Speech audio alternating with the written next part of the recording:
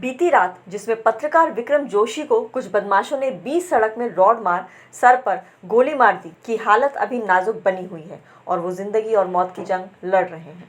एक जंग जिसमें वो एक लड़की और अपनी भांजी को कुछ लोगों द्वारा छेड़छाड़ का विरोध और पुलिस में कंप्लेंट कर लड़ रहे थे और न्याय मांग रहे थे। उस जंग को लड़ते लड़ते बेचारे इस वक्त अब जिंदगी की जंग लड़ रहे हैं।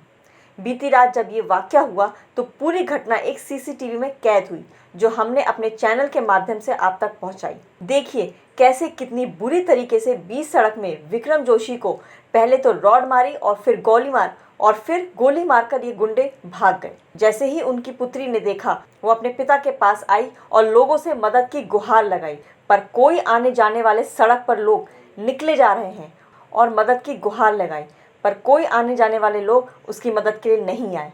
सड़क पर लोग निकले जा रहे हैं और उस बच्ची की चीख सुनाई नहीं पड़ रही। क्या बीत रही होगी उस बच्ची पर जब ये लोग उसके पिता को उसके सामने गोली मारकर चले गए और हमारी जनता वहाँ से गुजर रही है पर मदद को एक भी नहीं आ रही। खत्म हो गई है क्या इंसानियत अब उस दुनिया में, जहाँ सामने चीखती हुई लड़की की मदद की गुहार किसी को सुनाई नहीं दे रही? क्या कलयुग अपनी चरम सीमा पर आ चुका है? दूसरा, अगर ये पुलिस प्रशासन विक्रम द्वारा की गई शिकायत पर सही और वक्त पर कार्रवाई कर देते तो ये घटना को आज रोका जा सकता था। आइए, क्या है शुरुआत से पूरा मामला दिखाएगी सिर्फ पब्लिक एशिया एक्सक्लूसिवली आपको। चलते हैं विक्रम की बहन के पास, क्या बोलती हैं सुनिए। मेरा नाम पायल है, मैं विक्रम जोशी की बड़ी बहन हूँ। जी पायल जी, क्या घटना हुई है, क्या वजह रही घटना की? घटना भैया ये 2019 से चली है। हाँ। 2019 होली का दिन था, पहली घटना ये उस दिन हुई थी। हाँ। उस दिन भी ये छेड़छाड़ की वारदात थी। हाँ। जब हम विजयनगर थाने गए थे। हाँ। उन्होंने 151 में उनका चालान करके भेज दिया था। 2019 में खास होली वाले दिन की वारदात है ये।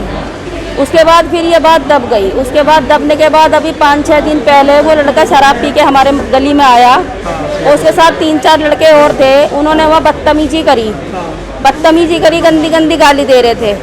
जब हमने विद्रोह करा, वहाँ मारपीट हुई तो वो भाग गए उस दिन।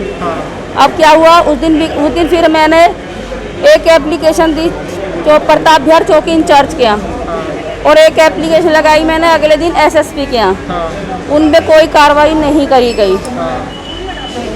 कल शाम करीबन 8 बजे 3-4 लड़के आए, सामान लगा रखा था उन्होंने। हाँ जी, जो एक लड़का उनमें से है वो हमारी गली के पीछे का ही है।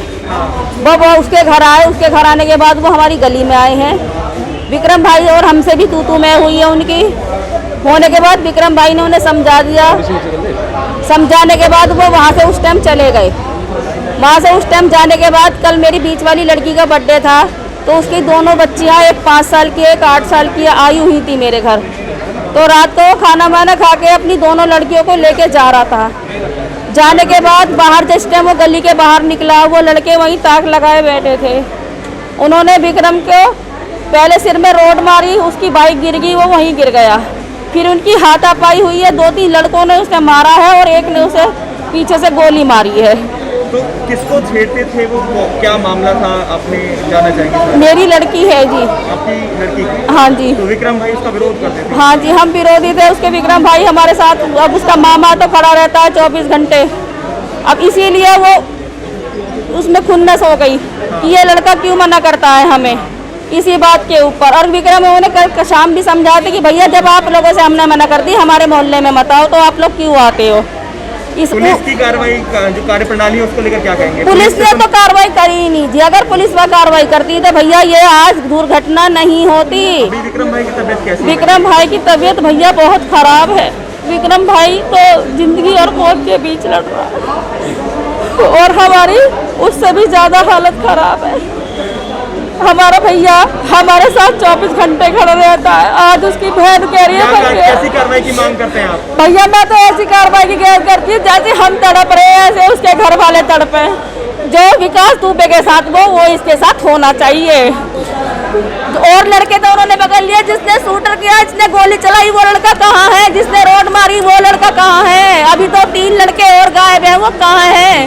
वो भी तो हमें मिलने चाहिए। वो क्यों नहीं दिखाए पुलिस प्रशासन ने अभी तक? सुना पूरा मामला आपने। अब हमें आपको बताने की जरूरत ही नहीं कि पूरा मामला शुरू से है क्या।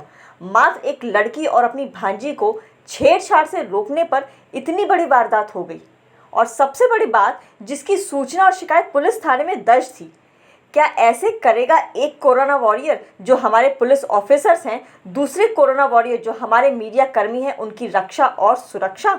वाह, क्या न्याय है और क्या सुरक्षा है। क्या कहना है इस पर आम आदमी पार्टी के राज्यसभा से सांसद संजय सिंह का, सुनिए। देखिए, मुझे लगता है कि ये जो घटना हुई है ये इस बात को साबित करती है कि शायद इस प्रदेश के कानून व्यवस्था को जंगल राज कहना भी कम होगा, क्योंकि जंगल का भी कुछ कानून होता है, नियम होता है। यहाँ किसी को कभी भी कोई मार सकता है, कभी किसी के ऊपर गोली चला सकता है। अब ये जो घटना है पत्रकार के साथ, विक्रम जी के साथ, उनकी बहन और उनके परिवार के लोगों ने जो बताया वो बहुत चौंकाने वाला है। 2 घंटे पहले पत्रकार महोदय ने पुलिस को सूचना दी और आशंका जताई कि उनके ऊपर हमला हो सकता है। 4-5 संदिग्ध लोग उनको घेराबंदी कर रहे थे, लेकिन उस 2 घंटे के दौरान उनको कोई पुलिस वाला नहीं आता है और ये कह दिया जाता है एसएचओ के द्वारा, जो इनका बयान है, जो कहना है कि मैं बीमार हूँ, मैं नहीं आ पाऊँगा। तो चलिए मान लीजिए एसएचओ बीमार थे, उनकी जगह कोई और पुलिस का अधिकारी आ सकता था, शायद उनके साथ इतनी बड़ी घटना नहीं होती। और जिस तरीके से ये गोली चलाई गई है पत्रकार के ऊपर, मैं चाहता हूं कि इसकी एक उच्च स्तरीय जांच हो। और 2 अभियुक्तों की अभी तक गिरफ्तारी हुई है ऐसा बताया जा रहा है, जबकि उसमें बहुत सारे और अभियुक्त हैं जिनको अभी तक न गिरफ्तार किया गया है, न कोई कार्रवाई की गई है। तो प्रशासन सख्त से सख्त कार्रवाई करे और पुलिस के जो जिम्मेदार लोग जिनकी लापरवाही की वजह से ये हुआ है, उनके खिलाफ भी करें। सर, परिवार के लिए मदद के लिए भी कुछ कदम उठाए जाएंगे? प्रशासन भी मदद करे और हम लोग भी निश्चित रूप से मदद करें। संजय सिंह, जो परिवार को ऐसे वक्त सांत्वना देने गए थे, ने बोला कि सरकार पूरा खर्च उठाए विक्रम के इलाज का। वो शायद सरकार उठा भी लेगी, पर आज का मुद्दा ये है कि मीडिया को लोगों की सुरक्षा और ऐसी वारदातों की जिम्मेदारी और सुरक्षा कौन करेगा। क्या हो रहा है हमारे प्रदेश में योगी जी, आप ही बताइए। कभी एक लड़की दुष्कर्म का शिकार होती है तो कभी छेड़छाड़ का, और अगर कुछ लोग इसका विरोध करते हैं तो उसको गोली मार दी जाती है। क्या यही है आपका राम राज्य, जहां औरत की कोई सुरक्षा नहीं और जो सुरक्षा करने आ रहा है उसको मार दिया जाता है।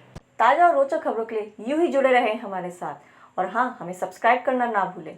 नीचे दिए बेल आइकन को ज़रूर प्रेस करें।